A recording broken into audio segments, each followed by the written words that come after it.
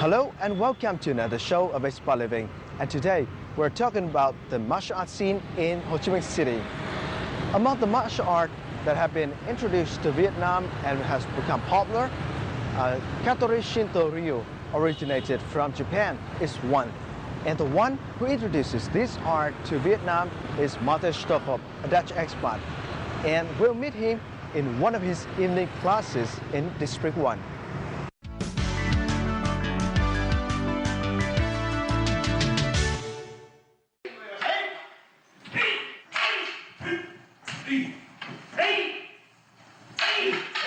Narita is 70 kilometers from central Tokyo. Shibukan Dojo of Grandmaster Ryusuke Otake is the only place in the world that fully teaches Katori Shinto-ryu. Thousands of people from all over the world have moved to Japan and come to learn the traditional Japanese martial art here.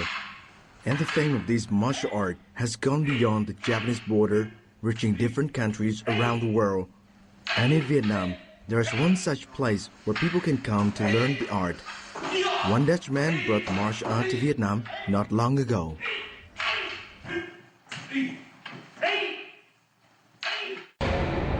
This is one of Katori Shinto-ryu's classes, a martial arts school that developed in Japan 600 years ago. And this is the man who has brought this martial art to Vietnam. My name is Malte. I'm Dutch and I've been living in Vietnam for almost 14 years. I work for the Organization for Education of the Netherlands, and apart from that I have a family and I have a võ or a dojo in Kenjutsu. With the burning passion for martial arts, Malte practiced different types of martial arts since he was young. And when he grew up, Malte took up Kenjutsu. His Kenjutsu instructor in Japan then allowed him to open a training center in Vietnam as he travels here to work. I started with martial arts when I was very little, 6 years old, because I was very busy at home and my parents went crazy, so they said go and do judo. And I never stopped practicing. And when I was a little bit older, I started with Katori Shinto-ryu Kenjutsu. So I trained by myself for many years, 5-6 years, every day by myself in the morning. And then every time I went to Japan, which is almost every year, sensei said to me, you haven't got much better. And after 5 years, I decided to explain to him that I don't have anybody to train and no sensei. And then he understood and he said, okay, then I give you permission to start a school. It is a martial art which is very traditional. So the techniques we show to each other are secret. So we have to promise that the school we build is based on good behavior and good ethics, and that we share the techniques only with people inside the school.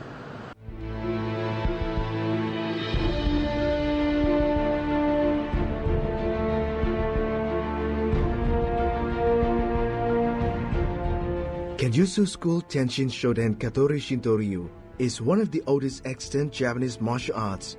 It was founded by Isasa Joysan Lenaut in 1480, who was a spearman and swordman. Tenshin Shoden Katori Shinto-ryu is the source tradition of many Japanese martial arts. It claims to have never allied itself with any estate or faction, no matter what stipend was offered. This allowed the Ryu to maintain its independence and integrity.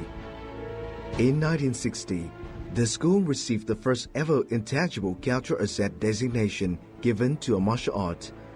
The 20th generation headmaster, Yasusada Isasa, however, does not teach his family system and instead appointed his representative instructor, Ryusuke Otake.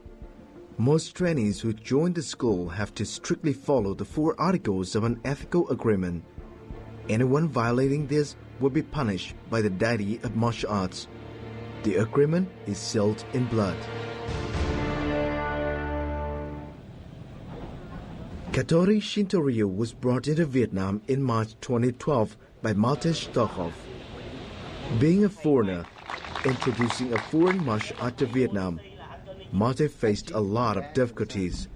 However, The art later received great attention from locals and even members of the expat community in Ho Chi Minh City. Any country where you introduce a new martial art, you have to introduce yourself. So I went to many martial arts schools, and when I introduced my sensei from Japan, I invite everybody and I explain to them, what are we doing? We are friendly and we do not compete in competitions, and also we don't compete in business. We are here to train, and we want to train together, and we want to exchange our experiences. Zhaolu. It is a challenge because it was completely new. Everybody knows kendo, everybody knows karate, but if you say kenjutsu, they don't understand. You have to explain it. So that was a big challenge.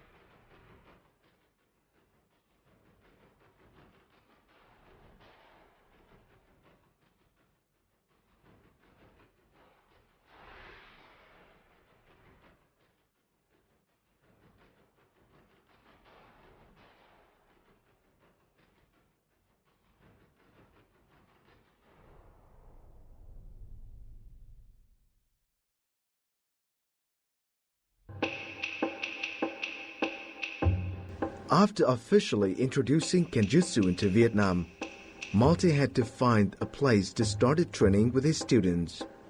And luckily, famous Vietnamese actor and martial art trainer Johnny Chi Nguyen allowed Malte to commence the training inside Johnny's Liên Phong Training Center. Johnny Chi Nguyen has been very important. He is the one, because he is teaching something very special. He's teaching Liên Phong MMA, which is from his grandfather, from his family. This is a very special martial art. And to accept somebody who is strange, a weird Dutch guy, who is training something which nobody knows what it is, that is something which takes a lot of character. And he gave us a chance, and 2 years later we are still there, and we work together, and we try both in our way to promote martial arts. So yes, of course, Johnny Chi Nguyen has been a very big role in our Vodong, in our martial arts school.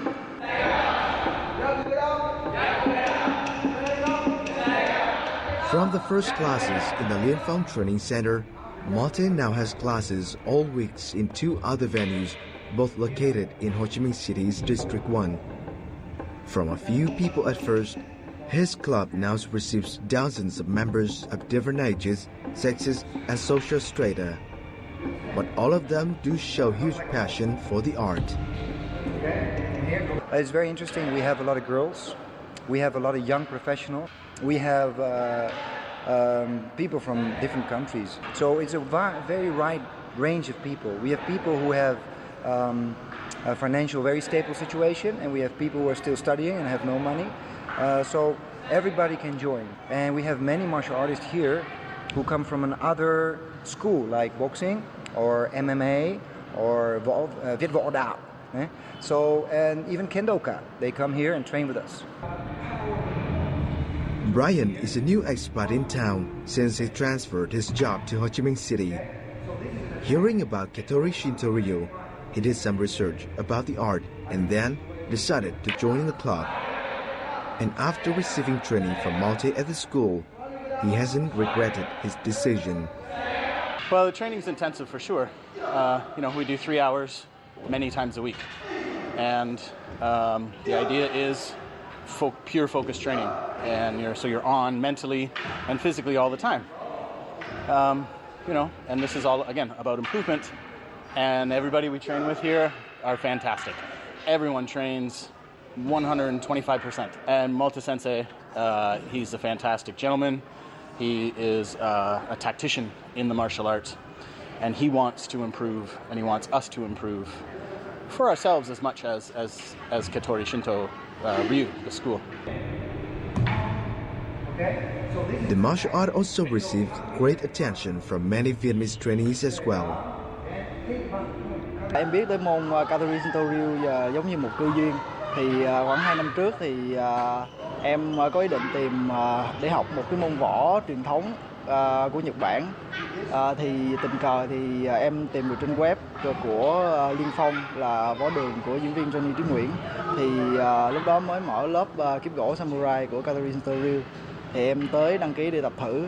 Thì ngay bữa đầu tiên thì em đã bị cuốn hút bởi cái tinh thần của cái môn kiếm này, bởi vì nó rất là truyền thống, nó rất là mạnh mẽ, nó mang đủ bản sắc của một cái môn võ đậm tính Nhật Bản. Môn này nói khó thì cũng không khó, mà quan trọng là mình phải kiên trì. Vậy ban đầu mình tập rất là khổ, tại vì mới vô thì mình phải tập thể lực rất là nhiều. Mình tập 15 phút thể lực và sau đó là mình bắt đầu đứng tấn. Thầy cũng động viên rất là nhiều, thầy cứ thúc là cố gắng lên, em cố gắng lên, và như vậy thì em mới được như ngày hôm nay.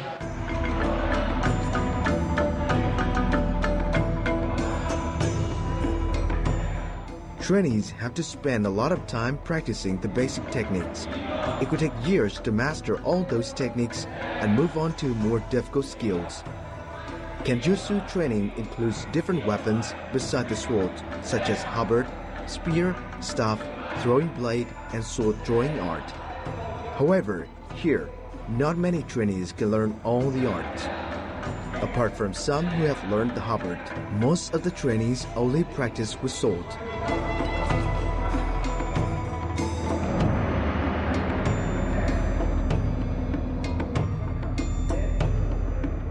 However, according to Mate, the most important thing that all trainee needs to learn is the culture of the art. Martial arts without culture just make you violent, like an animal. So culture is very important. Culture in this meaning is respect. Respect for weak, respect for young, respect for old.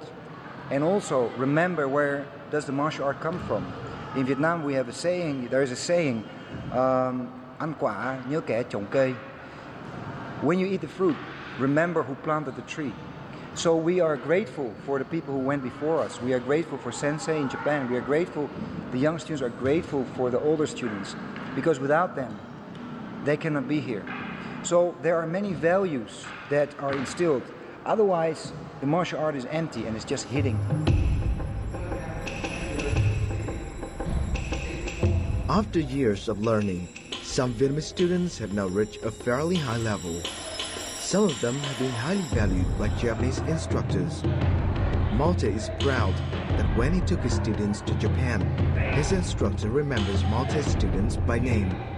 As Malte says, the reason behind this is that Vietnamese students have patience and good stamina. Vietnamese students have a high ability, and I think they have a martial character. It means they know how to endure. So also the way we teach, we explain quite clearly what to do. However, there is one thing which is very difficult. This is a Ryu, and a Ryu is different from a Do, and it is not a sport. A Ryu is basically a school, a very traditional school with very traditional ways. So when you study with us, you have to study basics for a long time. And these days, young people, they want to have a new technique every day. Some have the feeling that, hey, I pay you money, so you provide me the service now. But that's not in our school. In our school, we have a sensei, and we have the students, the young students and the old students, and we learn from each other. And it takes a long time to learn a new technique. So many people try, and they love it, but after a while they say it takes too long to get a new technique. But if you can stay a little bit longer and you get a new technique, you can see that the old technique, because it's so strong and you learn it so carefully, the new technique is more easy to learn and is more even stronger than the old technique. So strong fundamentals build a strong house. This is the same with Võ and martial arts, of course. With more than a decade of training, Malte understands the art quite well, and his knowledge about the art in the aspects of culture and military greatly impresses people. So today I have the chance to join the training session at the school, and maybe you could give me some ideas about the weapon and the armor that used in this martial art. Yes. So basically, in old Japan, we use a sword for everything. So the sword has to fight against sword, and the sword has to fight against staff, and the sword has to fight against many weapons. So the basic thing we train with is a wooden sword. The wooden sword is heavier than a normal sword because it builds up the body. And the Japanese sword was very, very light, actually. So when you train with something heavy and you take a real sword, then you got some extra strength left. And we fight against the Yoroi. So the fighting is not just like in the movie, just hitting the head anywhere we want. Because if you hit the Yoroi, nothing is going to happen, even with a real sword. So what we attack are the weak spots. So the outside of the Yoroi is hard, but the inside is open and soft. So you cut the inside.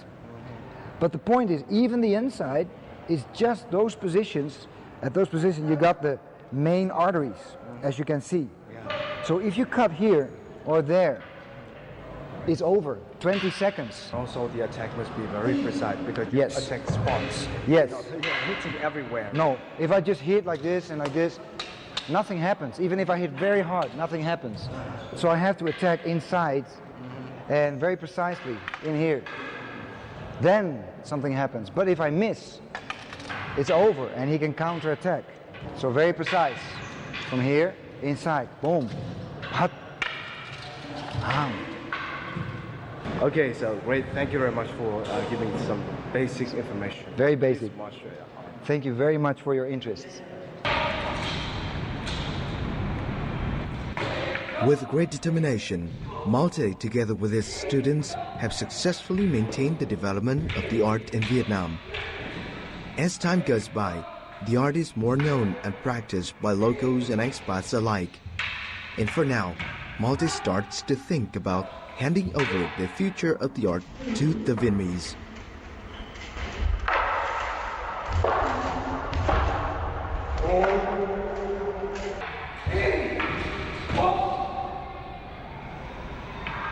For the future, I think that Katori Shinto-ryu, Vietnam, should be run by a Vietnamese person.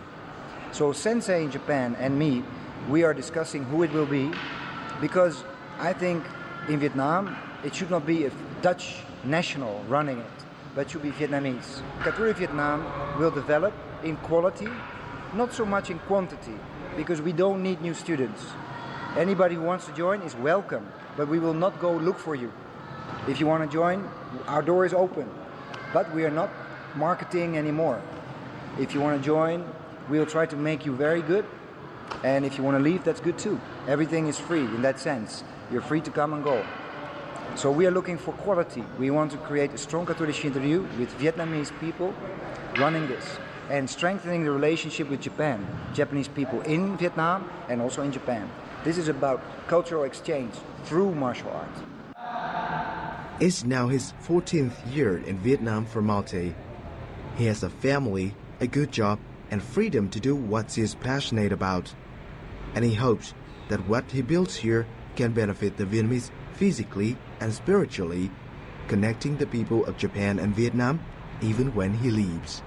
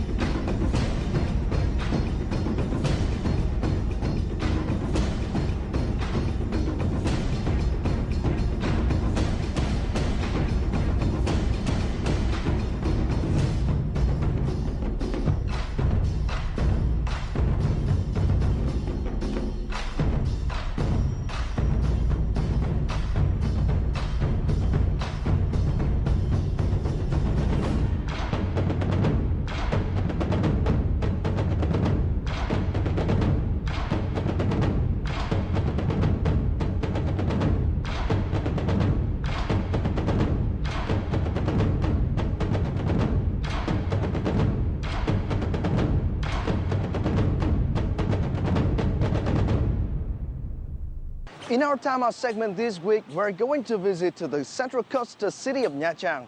But this time we're not going to dip ourselves in the blue ocean as one might imagine when they arrive at this city. In fact, our host Lana will take you to a place where you can enjoy your free time in a slightly different way.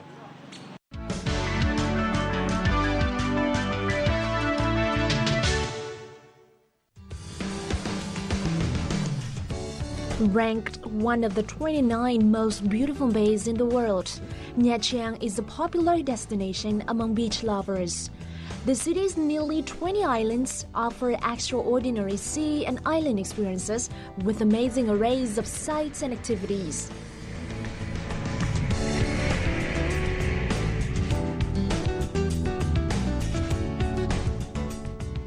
Among these, Hòn Lao Island stands out for bringing visitors a unique chance to be exposed to wild animals.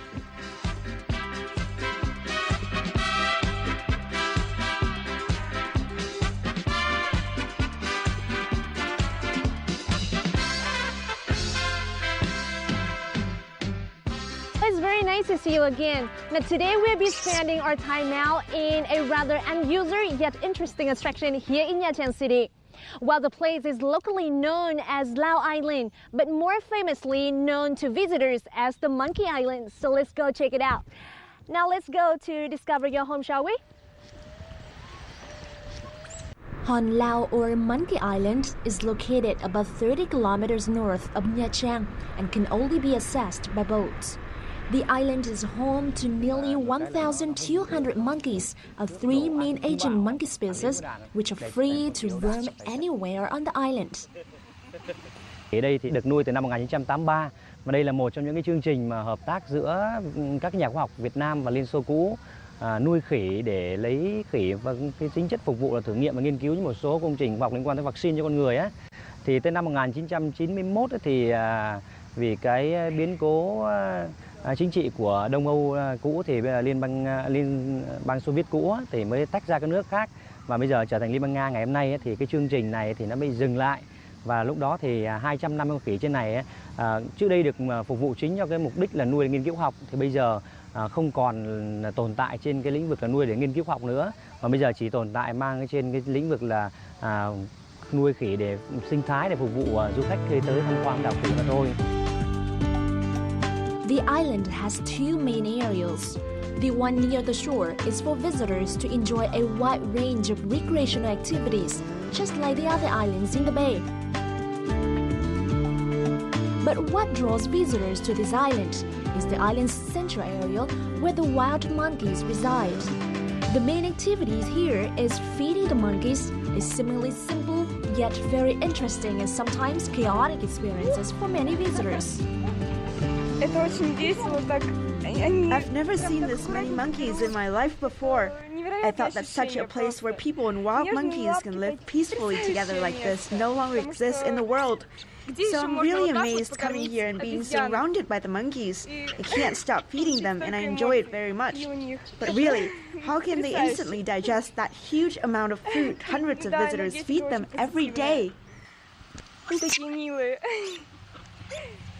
Khi mà quý khách cho ăn thì vì cái điều kiện là khỉ rất nhiều, thì những con khỉ đây nó tranh thủ nhét thật nhiều.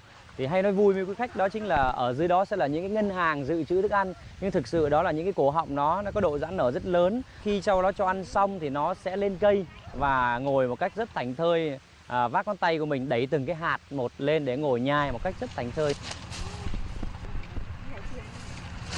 Monkeys prefer fruits, corns, and peanuts. But visitors may bring their own food to feed the monkeys, or buy small packages at the stalls that are located outside the monkey zone. Being frequently exposed to people, these monkeys have become much friendlier. However, they're still not the cuddly type, and feeding them is not as easy as it may look. Now, there are some important things you need to remember when it comes to feeding the monkeys if you don't want to get hurt. Because the monkeys are, they're nice and friendly, but they're very easy to be provoked. So rule number one, When you feed the monkey, keep your hand wide open like this. You don't want to hold it tight because the monkeys know that there's food inside. They try to attack you to open your hands. When you leave your hand wide open like this, the monkey will simply, take the food from your hand very politely. Now, rule number 2, while feeding the monkey, try not to speak or laugh too loud.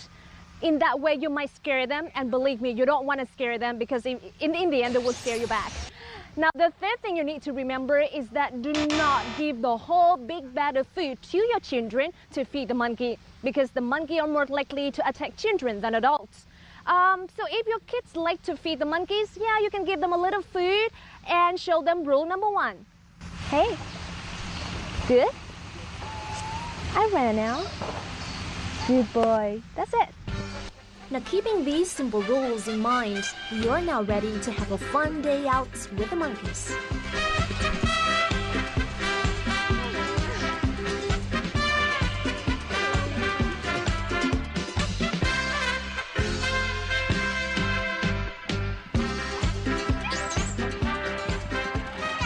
Em thấy rất là vui khi được đến đây vì ở chỗ em ở không em thể thấy mấy con khỉ nhưng lại đến đây thì có bao nhiêu là khỉ.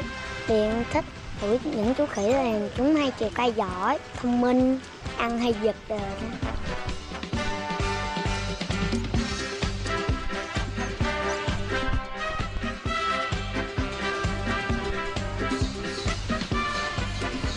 Well, I had so much fun today at the Monkey Island. I was able to walk around on the beautiful island, seeing the monkeys roaming around happily and feed them. Well, this is definitely something you might want to try out if you're here in Nha Trang, if you want to be closer to nature and wild animals. And this is also the end of this week's edition of Time Out. Thank you so much for watching, and I see you in the next episode. Goodbye.